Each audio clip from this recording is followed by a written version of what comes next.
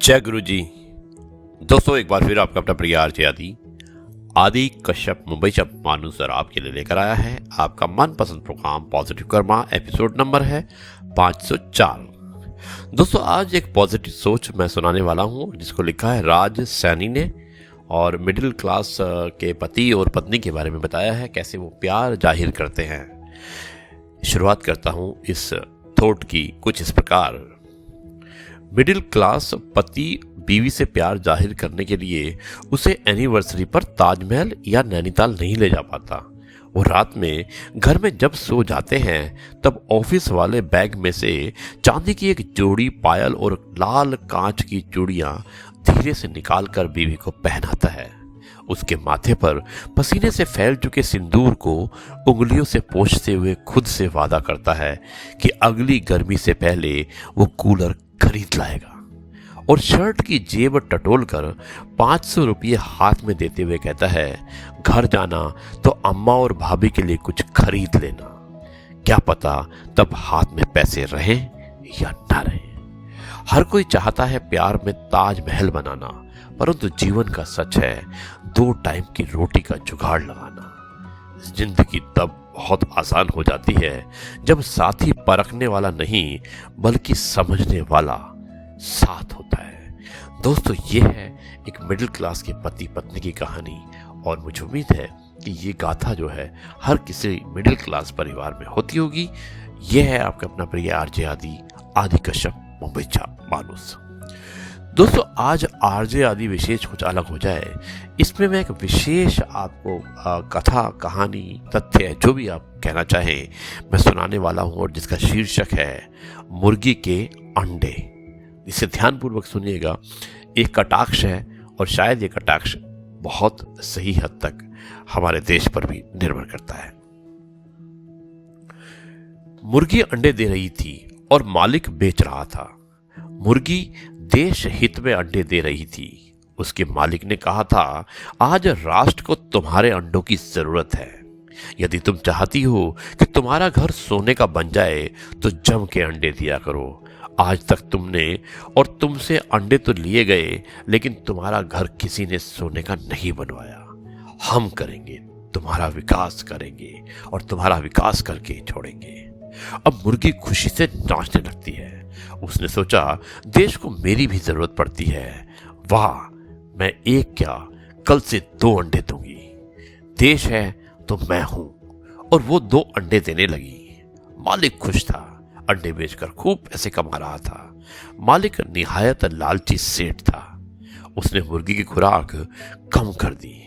अब मुर्गी चौंकी, आज मुझे पर्याप्त खुराक नहीं दी गई, कोई समस्या है क्या? देश आज संकट में है। किसी भी मुर्गी को पूरा अन्न खाने का हक नहीं। जब तक एक भी मुर्गी भूखी है, मैं खुद पूरा आहार नहीं लूंगी। हम देश के लिए संकट सहेंगे। मुर्गी आधा पेट खाकर अंडे देने लगी। मालिक अंडे बेचकर अपना घर भर रहा था। बरसात में मुर्गी का घर नहीं बन पाया।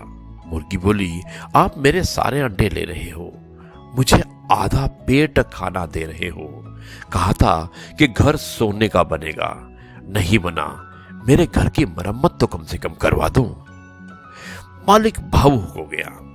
बोला, तुमने कभी सोचा है इस देश में कितनी मुर्गियां हैं जिनके घर पर छत नहीं है, रात रात भर रोती रहती हैं। तुम्हें अपनी पड़ी है। तुम्हें देश के बारे में सोचना चाहिए। अपने लिए सोचना तो स्वार्थ है। अब मुर्गी चुप हो गई। देश हित में मौन रहने में ही उसने अपनी भलाई समझी। अब वो अंडे नहीं दे पा रही थी, कमजोर भी हो गई थी, ना खाने का ठिकाना ना रहने का। वो बोलना चाहती थी लेकिन डरी हुई थी। वो पूछना चाहती थी कि इतने पैसे जो जमा कर रहे हो वो क्यों और किसके लिए, देश हित में कितना लगाया है, लेकिन पूछ नहीं पा रही थी। एक दिन मालिक आया और बोला, मेरी प्यारी मुर्गी, तुझे देश हित में मरना पड़ेगा। देश तुमसे बलिदान मांग रहा है। तुम्हारी मौत हजारों मुर्गियों को जीवन देगा। मुर्गी बोली, लेकिन मालिक, मैंने तो देश के लिए बहुत कुछ दिया है। मालिक ने कहा, अब तुम शहीद होना पड़ेगा। बेचारी मुर्गी को अब सब कुछ समझ आ गया था, लेकिन अब वक्त जा चुका था क्योंकि मुर्गी कमजोर हो चुकी थी और मालिक ने मुर्गी को बेच दिया।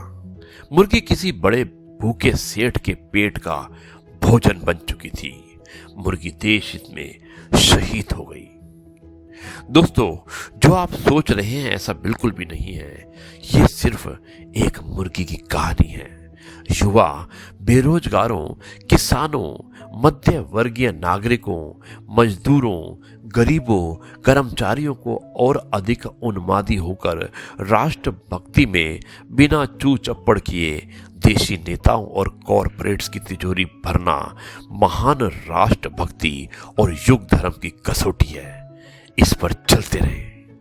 जब पेंशन के रूप में अपना अधिकार मांगेंगे तो कहेंगे कि देश पर बोझ पड़ा है, और जब अपने वेतन भत्ते बढ़ाने होंगे तो हाथ उठाकर बिना बहस किए बढ़ा लेंगे।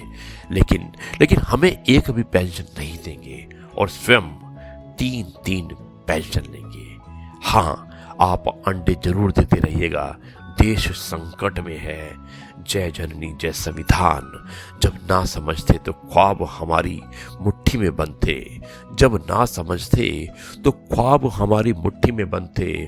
समझ आई तो ख्वाबों ने हमें मुट्ठी में बंद कर लिया। दोस्तों, ये था एक अर्ध सत्य हमारे देश के बारे में, और मुझे उम्मीद है कि ये आपको पसंद आया होगा। ये है आपका अपना प्रिय आरजे आदि कश्यप, मुंबई से मानुसर। अब इस कार्यक्रम को मैं यहीं पर समाप्त करता हूँ और कल आपसे एक बार फिर मुलाकात होगी एक नई बातों के साथ। तब तक के लिए कहता हूँ नमस्कार। जय हिंद, वंदे मातरम, भारत माता की जय। जय जवान, जय किसान, जय गुरु जी, शुक्राना गुरु जी।